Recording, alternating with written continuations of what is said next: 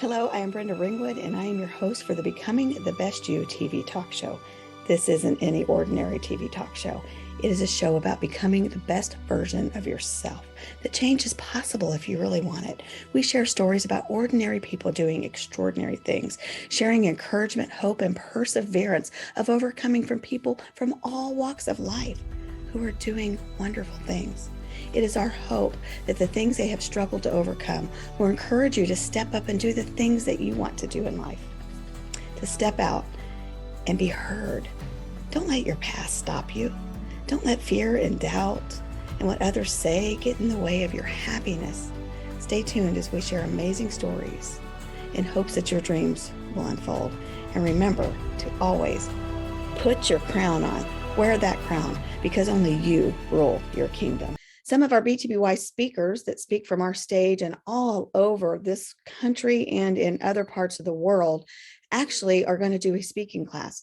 So if you would like to become a better speaker or just to become a speaker or to just get better at speaking, come do this class. It's only $4.95.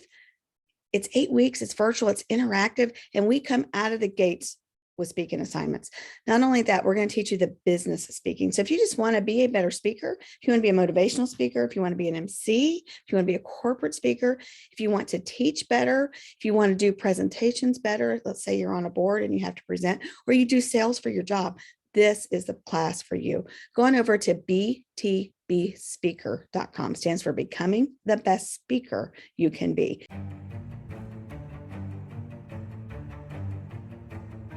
Hi, it's Bren. I'm coming to you with another BTBY TV episode about becoming the best person that you can be, a better version of yourself. I believe that if people want to change, they can. If they want to change their situations, they can do that. If it's something that they really want, I think you can change your mindset, change your actions, and that can change your life. And today we have Dr. Micheal Freeland, who's going to tell us all about his book and this movement that he has.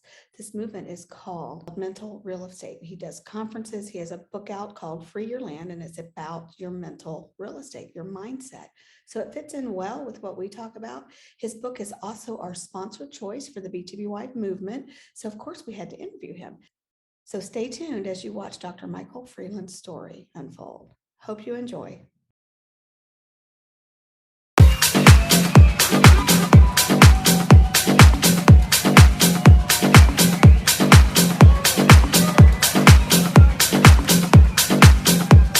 It's Brent. We are coming to you today with Dr. Micheal Freeland. He's got a movement, but I got to first talk about this movement that he's got and then talk about BTY because they kind of go together. Yes. He is a mindset changer. And that's what we're all about. So his book, Free Your Land, is our sponsored choice for everything we've got going on. So where can I get this at? You can find this book on Amazon. It is prepared and ready to go, or you can message me and a lot of people want signed copies, so a lot of times I have to take information and they can reach me by email at djmj.freeland4@gmail.com, or they can reach me on Messenger at Micheal Freeland, and from there I can get your information. I can sign a copy and I actually mail them out personally, so that I make sure everybody has an opportunity to get this book. But this isn't his story. So, he's got this amazing background of why he did this book. Yes. And why he does the things that he does now, because he's a game changer. He is a thought changer, and we need more of that. That's why he's on the show. Not to mention, he also DJs most of our BTBY events. He's a speaker on our stage as well, because he's got some remarkable things to share. Mike, why don't you talk a little bit about your childhood and what that was like, because I know you had some health issues. Yeah, and I still have health issues. I was born with a rare disease, a leg condition, and I didn't realize it until I was 5 years old is when it shown itself. I was born with the condition, and they said that it develops as you get older.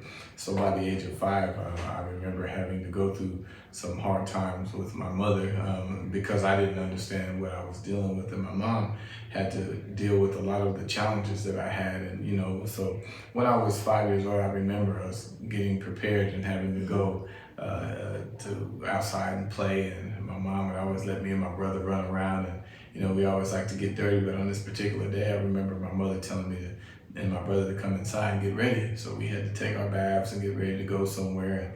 And back then, me and my brother would always share the bathtub, so we would take those I think baths. most siblings have done Yeah, that. they didn't believe in wasting water Yep. back then. They wanted to maximize everything. So we was taking a bath, and my mom was washing me up, and I can remember her, noticing a difference in my leg. And while I was in the doctor's office, they ran all these tests. They didn't find out what was going on, so they decided they needed further screening with that. So they decided to fly me from Phoenix, Arizona to Boston Children's Hospital. Wow, and they flew you, so they thought it was serious. Yeah, Yes. They flew me by military craft because my dad was in the Air Force at the time. So they put me on that charter plane with the medical. I remember the big red plus on the side of the... Kind of like MASH? Yes, just like MASH. They flew me from military, from the base that we was at in Arizona, and all the way to Boston Children's Hospital, where they had to perform a surgery because everything they had tested me for didn't show itself. And then they came to find out that it was called Miller's disease, which is a very rare disease. And when I did some research on my own, realizing it was a genetically inherited condition. But the trick to this condition that I still live with today is that they couldn't trace it in either my mother or my father. So that complicated things a lot worse because Miller's disease has its own sickness, and my mom couldn't understand it because she never seen it, and neither could my father. So everything that I went through with Miller's disease, there was no research enough back in the 1970s to back up what I was dealing with. So we went through it for the first time, me and my mom. She's been my biggest fan, but my biggest advocate, and to make sure that she got me the best attention that she could for the time that we had to deal with it. My dad was a very busy, hardworking man, but he just didn't have a whole lot of involvement because my mom really took the lead in that. So you didn't let it stop you, though. You even tried to play sports, didn't you? I tried to play. Let me tell you, it was, but see, there was some embarrassment with this because, and for those that don't really understand Miller's disease, what I would want to say to you is that it's compared to lymphedema, but it's not the same. So I'll say that it's in the family, but it's not the same as lymphedema. And so a lot of times I would get misdiagnosed based off of what the doctors believe as opposed to what I was initially taught and told as a child. And so I remember as a child going out for football, I tried to play, but my body just wasn't strong enough. My leg condition would hinder me from doing so many things. And I tried to play basketball. I wasn't athletic enough. I tried. Not everybody's got the skill. Yes. But the one thing that I tried to do, one thing that I did do, and that they allowed me to, and this was in middle school, was run track. I love to run. That was one of the things that I would try to do as a child, just running in the neighborhood. So I decided to go out for track. And it was enlightening, but at the same time it was embarrassing and it was hurtful.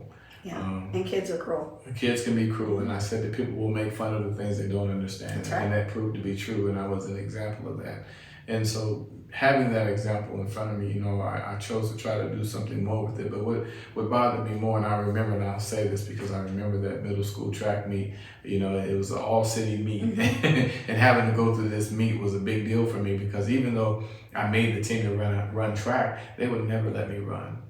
They would never. They let you on the team. I could practice. I could run with the team, and practice. But when it came to the meets, they would never put me out there. And so the last meet was the city meet, and it was the last race of the last meet.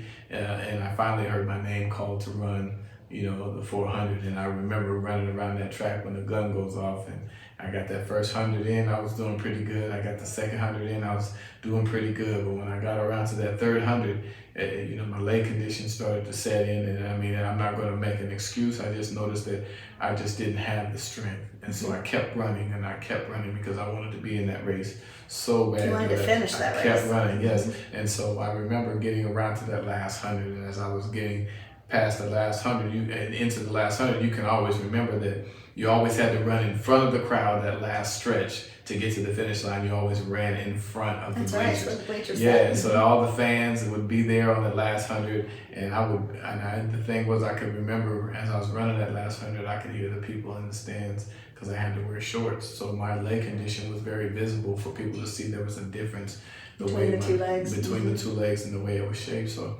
and I could remember as I was running, and everybody had got to the finish line, and I was defeated before I even got to the finish line, but I chose to run that race. And it wasn't so much the race I was running that hurt me. It was the fact that as I ran in front of the crowd, I could hear the fans, they weren't my fans, but I could hear the people in the stands saying things about my leg condition. And as a kid, we don't ignore that. No, we take it in. It's you remember everything you hear. It was very hurtful, and I knew I had lived a life up to that point. My whole life has been full of, the teasing, the things that they didn't understand, what they would call me, the names they would say. Today we would call it bullying. Yeah, and it's funny because it didn't exist back then. Right. You just had to learn to deal with, what was best and learn how to cope with the things that, people would say, because it wasn't fair. Let's be honest. It wasn't fair. I didn't deserve it. All I was trying to do was, as a child, when you have deficiencies or differences, you just want to be normal. So you went on from that and you went on to school. Yes. Fill us in on what made you start doing DJing, because we gotta get to the DJ part before we get on to everything else. I love it because when I got into the whole music thing, I remember all of this goes back to just childhood, because my grandmother, rest her soul, she's no longer with us, but my grandmother used to have some of the most amazing get-togethers at her house. And this is an old school thing. We're talking about in the 1980s, when families would still get together and have fun together. We need to go back to that. Yes, I miss those days. We do. There was no question about who you was related to, because the whole family always showed up. Right, and we didn't have cell phones and distractions. Right. So when you did something, you were physically there. That's you right. were mentally there. Yeah, and so she had some of the most amazing music. And what I learned about, some of the older music is that when people made this music, they made it about something. They didn't it wasn't just something they threw together and said, hey, this is good, we're going to make money off of it. A lot of these artists, especially particularly our Motown generations, they didn't have the music in place because they thought it was going to just make them the most money. It was a story. It was a story, and Yes. it built relations to, what people were living through, going through in hard times that people had to survive. And so, and what I learned is I built a connection to the music based off of my life and what I was going through. And so, when I did that, I realized that it was really helping to heal me. And so the power in the music was really what I gravitated to, because it wasn't just about what people were saying, it was about what it was intended for. And so it was intended for me in certain ways, and people who created this had no idea. And so I loved it, because now I'm having a conversation with a song because it was talking to me. Right. Absolutely. And he talks about, I have a shirt on. It's not about the music, it's about It's the experience. Exactly. It's not about the music, it's about the experience. So, and that's what I do. I mean, and realistically, I know that music plays a huge part in what people do and how they think and what they say. But when you can create an experience behind the music, now you dig into the hard work, as I say. You dig into the heart of the matter, because as you help people understand, why are you playing this? Why are you listening to this? What is it about this song that really attracts you to the music? Then now you can create quite a phenomenal experience. And change the environment. Yes, and I was thankful to do that at your last conference that you had me in, and the conference was amazing, by the way. But you were an even better speaker. I thank God for the He word. did a wonderful, he was our keynote on Sunday, and Yes. he brought it home, and he touched a lot of people, because sometimes we struggle. We don't know how to talk about it. We don't know how to deal with it. We don't know how to show it, or even to ask for help. Right. And even as speakers, a lot of times people think that we get on the stage because we're so accomplished. We have accomplishments, but to be accomplished means you've arrived, and none of us, and being honest, in my opinion, none of us have really arrived to a level that we're striving to say that we have made it, because we wouldn't really continue to do what we do if we really believe that everything that we've done doesn't have room for growth. That's right. We know that we have room to grow. We know that we have things that we can show, that we can help others with. So this is why a lot of times you see us speak and we talk about the journey, because the journey brings us here. It does. The journey brings us to mental real estate. The journey brings us to other areas in our life. But even as we make some strides and make some accomplishments and make new networks, we know that we're not done, because there's too many people out there that even though we may have some progress, we realize that there's still some growth that we can do. But in the areas that we've achieved, there's so many people that just want to get to the lower level of some of the things that we do. And this is why it's important. Right. But you also, you're part of I Change Nations too, aren't you? I am. Can you talk a little bit about that? Yes, this is world changing stuff. I'm not talking about just Kansas. Yes, we're talking about I Change Nations, who was founded and created by himself, Sir Ambassador King Clyde Rivers. And I was brought into this as a DJ. It's funny how music finds you in different locations in your life and helps you to grow.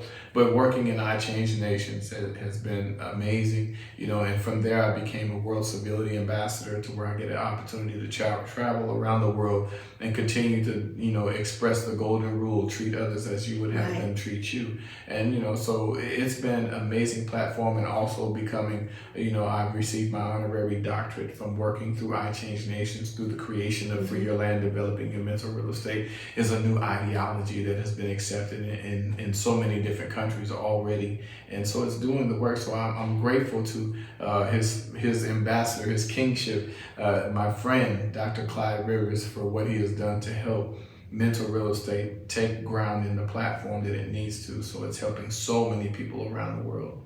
It is, and that's why this book is important to him. But it's a short book, but it's packed full. There's no fluff, so you get right to the point in it, and it's changing the way people see themselves. Yes. And I love how it's allowing people to grow. So this is mental real estate, helps you dig into some of the best parts of you, where people can understand that there's so much more than what we know, so many more things than we believe. I mean, we have a belief system, but what is it going to mean when you actually can dig into the heart of the matter, of knowing who you are, accepting who you are? That's what you have to do. Yes, accept who you are. Yes. Because when you can accept who you are, then guess what? Some of these ideas are things that once you know what you want to do, know how you feel, know how the things that you do make you feel, and then realizing the power of mental real estate, how you can add the value to others. And people are afraid to move out of a certain situation of what people are going to think, or they don't think they're good enough. But the bottom line is, you can't hide from yourself. No. And if you think you're hiding it, trust me, you're not. Because I did a lot of that in my life, and you can't hide from it. The truth is going to come out. So you might as well face it and be who you are and do the things that you like to do. Yes. I like to tell people that they say, well, I don't have enough money to do that. Right. Or, well, you find money to go through drive-through, or to drink alcohol, or smoke cigarettes. So if it's something you really want to do, find a way to do it. Yes. You also have a job that you work. You've been an engineer for the state for many, many, many years. Yes. And you do the DJing. Yes. You've written a book. Yes. But you just got back from another country too. I just came. Actually, twice that I know of. Yes. Maybe even more than that this year alone, right? Twice this year. Yes. I had 3 times since November. I've been to Nairobi. I've been to Kisumu. I've been to Kisii.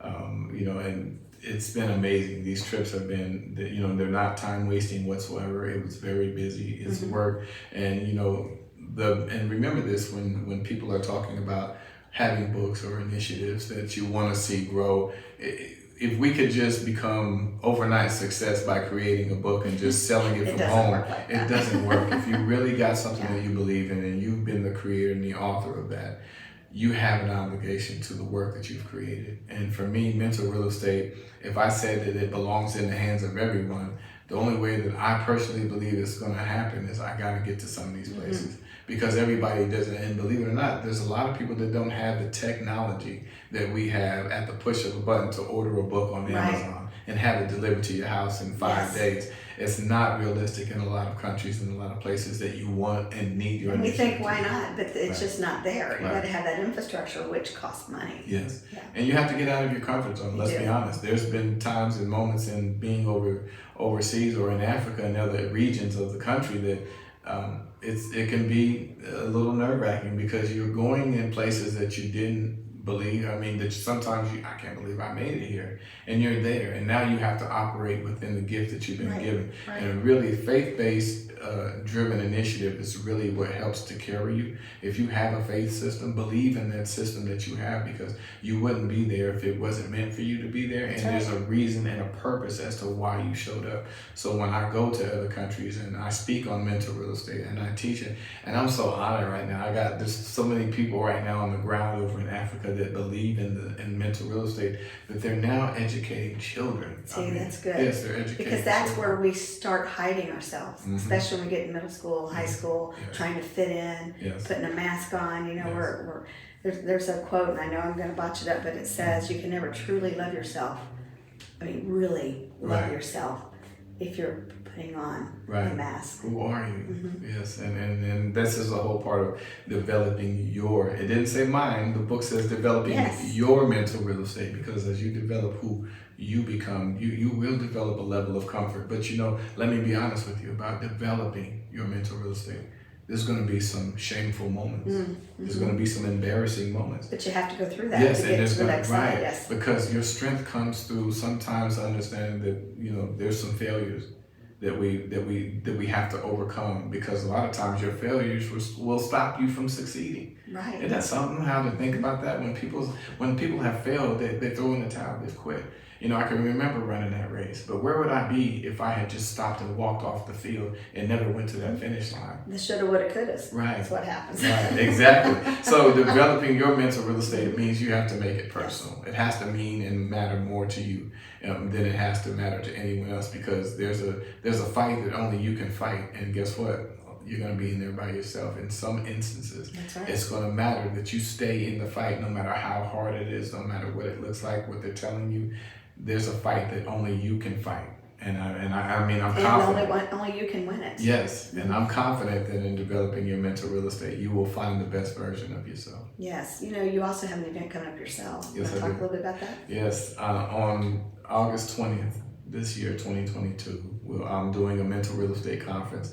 It will be my second annual in Kansas City. It's funny because the first conference was so amazing, and so many things that happened. And I remember you as a recipient of the Mental Real Estate Award. Yes. So she was the launch pad of actually the award system in mental real estate that is now being given in other countries around the world. And I'm so honored for that. But we have the conference coming up, and it's amazing. Again, we got another lineup of tremendous international global platform speakers that are coming to share their ideology and their philosophies in mental real estate. And the reason why I created this is because even though I have developed Free Your Land, developing your mental real estate, I also understand that my perspective may not be the only one in the room that needs to be heard. Because we say it all the time, I could say one thing to you and you might get it, but there's going to be somebody else in the room that may not register the same. So when we talk about that, how do I get the most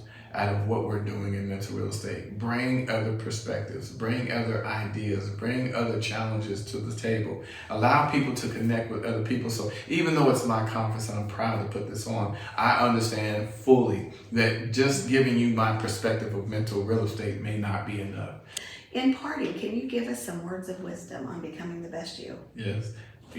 Becoming the best you is a movement that, again, Brenda Greenwood has started, and I'm so proud and honored to be a part of that. But what does it mean for you? And when they say becoming the best you, it doesn't say becoming the best me. We can always point to someone else and say, hey, become the best you. But what about, this Looking you? At yourself. Look at yourself. When we're talking about becoming the best you, the challenges, the hardships, and let's be honest about a few other things. Sometimes it's the alterations of life. When we've lost the loved ones, or we've had some loved ones that have let us down, when we've had family challenges, marriage challenges, business challenges. There's so many different challenges. You can just say insert here. Yes, that can affect you becoming the best you. But when we talk about what does it take to become the best you, let me give you one key word: sacrifice. Mm-hmm. When you talk about becoming the best you, what are you willing to sacrifice to become the best you? Because when we talk about some of the bad habits, because now habits is the second word, we talk about the habits that we have that will hinder us from becoming the best you. Because when we're talking about becoming the best you, maybe one of the things that can help you become better would be able to curb your spending habits. Mm-hmm. It would be able to curb some of the extracurricular habits that absorb some of your financial that you probably don't even realize. Right, that you don't understand that it's taking it, because we'll say we want to do X, Y, and Z, but we talk about how we don't have the finances, but there are certain things that we don't want to cut out in order to help in order to help substantiate some finances somewhere else. You must take it away from something. As they say, you got to sometimes rob Peter to pay Paul. And And if then wouldn't it be nice if you could get things so you didn't have to do that? Absolutely. So when we're talking about becoming the best you, one of the strong key points for me is to understand where will you sacrifice to be that better person. And as much as people want to pour into you, at some point you have to take accountability for what you pour into yourself. That's right. Will you invest in yourself? Because we will show up with a free ticket. But sometimes we won't even make the sacrifice to pay for that ticket because we understand marriage challenges, business challenges. There's so many different challenges. You can just say insert here. Yes, that can affect you becoming the best you. But when we talk about what does it take to become the best you, let me give you one key word: sacrifice. Mm-hmm. When you talk about becoming the best you, what are you willing to sacrifice to become the best you? Because when we talk about some of the bad habits, because now habits is the second word, we talk about the habits that we have that will hinder us from becoming the best you. Because when we're talking about becoming the best you, maybe one of the things that can help you become better would be able to curb your spending habits. Mm-hmm. It would be able to curb some of the extracurricular habits that absorb some of your financial that you probably don't even realize that you don't understand that it's taking it, because we'll say we want to do X, Y, and Z, but we talk about how we don't have the finances, but there are certain things that we don't want to cut out in order to help in order to help substantiate some finances somewhere else. You must take it away from something. As they say, you gotta sometimes rob Peter to pay Paul. You know, and if then wouldn't it be nice if you could get things so you didn't have to? Absolutely. So when we're talking about becoming the best you, one of the strong key points for me is to understand where will you sacrifice to be that better person. And as much as people want to pour into you, at some point you have to take accountability for what you pour into yourself. That's right. Will you invest in yourself? Because we will show up with a free ticket. But sometimes we won't even make the sacrifice to pay for that ticket because we understand what it supports in someone else's initiative. And sometimes we don't even want to help. If you can't afford to go, maybe you know a friend, or not that you can't afford to go, but say you can afford to go, but you don't want to go. You might be able to find that friend that needs to go, that can't afford to go. And this is the part where I say we know that there's other people that need that. And we can't reach everyone that you can. And we know that. And so this is why we set the stage for these platforms, to be able to get the information out there and help you to know that, listen, even if I can't show up, I know somebody down the street who's been struggling, somebody I sit and have coffee with every day who has their own challenges in life. And you know what? And sometimes the challenges are so strong that you may not even know how to respond to that. But see, when you want to become the best you and learning how to overcome your challenges, this is why this platform right here with Brenda Ringwood was created. Because we know that there's a word, we know that there's something that can be shared, there's something that can enlighten. You know, it's something how we even forsake just something as simple as a smile. We see people all the time and we pass them all the time, and you never know, sometimes that person hasn't smiled in weeks or months because they haven't had a reason. But when you learn how to become the best you, there's something about that. There's something in that. It helps you learn to develop so you can find your reason. People want to move, but they won't move without a reason to move. People want to smile, but sometimes they need a reason to smile. Why should I feel happy when my life has been so terrible, when so many things have happened? Hey, becoming the best you, overcoming challenges, understanding other people's challenges. But one thing I can say personally, is that it was hard for me to build a relation to some of the things I've gone through until I learned I wasn't alone. I wasn't the only person. It may not be the exact situation. It may not be the exact challenge. But when you hear what other people have gone through, sometimes it doesn't give you an excuse to complain. That is so true. So thank you for watching. We have some more just amazing stories coming up. You're going to be blown away. Mike is going to be doing his event in August. He's going to be back in October on the B2BY stage. Always remember to change your mindset. That will change your actions, and that will change your life.